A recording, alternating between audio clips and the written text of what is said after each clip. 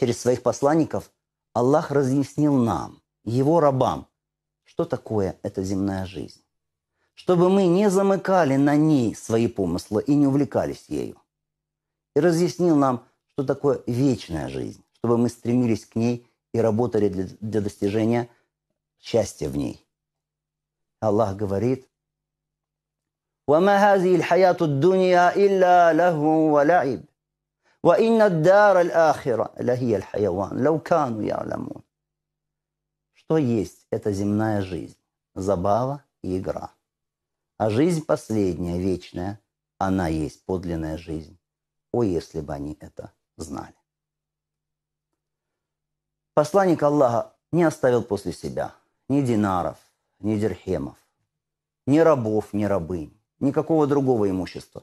Он оставил только белую мулицу, на которой ездил, свое оружие и участок земли в Хайбаре, который отдал в качестве милостыни, чтобы доход с него шел на нужды бедных путников. И, наконец, мы обещали поговорить о том, в чем состоит отличие пророков от посланников. Пророк по-арабски «ан-наби», во многих языках «пейгамбер». А посланник по-арабски «расуль». Пророки – это те, кто получил от Аллаха откровение. Они получали от Аллаха откровение, послания для людей.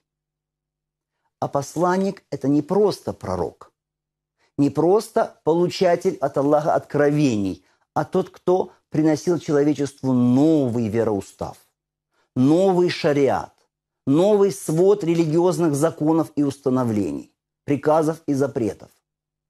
Получается, что каждый посланник был также и пророком. Но не каждый пророк был посланником, потому что не каждый пророк приносил новый шариат. Все посланники – братья. Все они исповедовали одну религию – ислам. Ислам, что означает предать себя единому Богу и подчиниться Ему. Но каждому из посланников Всевышний давал свой особый шариат, который отличался от шариата других посланников. Так, в шариате, который был ниспослан нашему пророку Мухаммаду, да благословит его Аллах и приветствует, предписывается совершать обязательную молитву, намаз 5 раз в день. А в шариатах предшествующих пророков, Авраама, Моисея и Иисуса, это число было другим. И сама молитва, она совершалась несколько по-иному.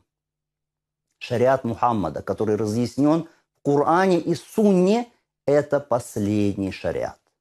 Это последний вероустав от Всевышнего, придерживаться которого все люди должны до самого судного дня. Потому что после Мухаммада к человечеству не будет послан ни новый пророк, ни новый посланник. Я прошу у Всевышнего Творца крепкой веры и счастья для себя и для вас, дорогие братья и сестры.